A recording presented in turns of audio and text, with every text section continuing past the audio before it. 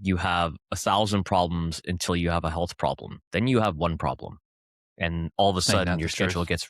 gets really free really fucking fast. All of a sudden, Yeah. everything gets dropped, work gets canceled, everything gets put to the wayside because, and not to be that fear monger, but to be real. Like, yeah, if you're in the hospital, you're not thinking, when am I going to get back to work?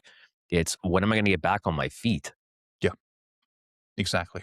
And it's not even being a fearmonger. Like you said, you're being realistic about what is most likely going to happen if you're not consistent with this, if you don't get this under control. And we're not even talking about weight right now. We're just talking about exercising a couple of times a week, going for a walk every day, eating protein and produce at most meals. That's all we're really talking about. We're not talking about weight loss. I mean, yeah, weight Mm. loss can be part of this. Absolutely. But we're just talking about the basic, simple habits that we should all be doing if we want to increase that health span, right? The amount of time that we end up with at the end of our lives where we are healthy and independent. We want to increase that and have that number be as big as we can possibly make it. And the way that you do that is by getting up and moving, lifting up some heavy weights a couple of times a week, eating mostly healthy food, not exclusively, but mostly healthy food. Mm. It's not super complicated what we ask people to do. We always say, look, it's simple, but it's not easy. And that's where being busy comes into the it's not easy part of that phrase. Mm. Because, yeah, if you go into this thinking that it's going to be easy because it sounds easy, no, it sounds simple. It is simple. We are not overcomplicating anything. We're not doing anything like, oh, you have to carb cycle a couple of days a week. You've got to do intermittent fasting 5 days a week. You've got to do HIIT workouts on these specific days and these specific times to match the high carb and the low carb days. We're not doing anything complicated like that. Two things came to mind here Yeah. when you were talking. One, in terms of being busy and you have no time to prioritize this stuff. Okay. So if you were to put this on the back burner and let things take its course based on the current actions that you're taking, are you then going to have time to go to the doctor for a checkup once a month to get a prescription refilled and then go get that prescription and do all the things that come with needing to improve your quality of life because you haven't been doing these things? Go see a chiropractor, physiotherapist, osteopath, RMT, all the things that come with maintenance that are trying to reverse the things that you have not done, right? So that's also going to tie into what busy looks like further down the line as well.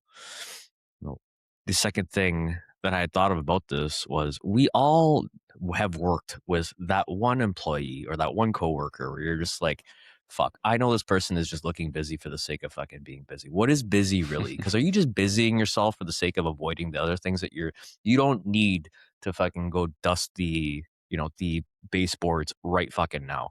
You know what I mean? Like, what are you really busying yourself with? Is it a 10 out of 10 thing, like right now this has to get done, or is this a thing that can be done later? There was something I came across the other day on social media. It said, understand that some things are, the relationships you have with some things are either two categories. One is rubber and the other is glass. The stuff that's Mhm. rubber can bounce back if you drop it. Okay. This is like work, things that don't, like, obviously work matters, but things that can always bounce back if you were to reprioritize them. But there's certain things that are like glass. If you drop them, they break, they fall, they shatter relationships, your Mm. health, these kinds of things.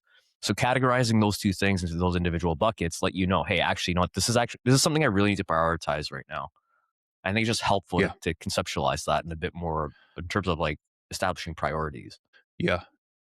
I think the rubber priorities, they can feel more urgent in the moment than the glass priorities. But the problem is that you can keep pushing off those glass priorities, but when they break, you're kind of fucked, Exactly. right? You're kind of fucked. And this is to do with short term and long term consequences. Like if you don't respond to an email from work this evening, let's say an email comes in at 5:01 p.m. You should be done for the day, but you spend half an hour when you could have been working out replying to that email. It could have waited until tomorrow, but maybe your boss would have said something. There would have been an immediate short term consequence. There's no real immediate short term consequences of skipping a workout of Mm. not eating enough vegetables. I mean, yeah, maybe your energy is going to be a bit lower, but there's going to be like no real, oh, I should have done that kind of consequence. That happens in 5, 10, 20 years when your doctor diagnoses you with something. That's when it happens. And most of us, and I think we've all done this, you and I, I'm sure, have both done this, and I'm sure we continue to do it with certain things constantly.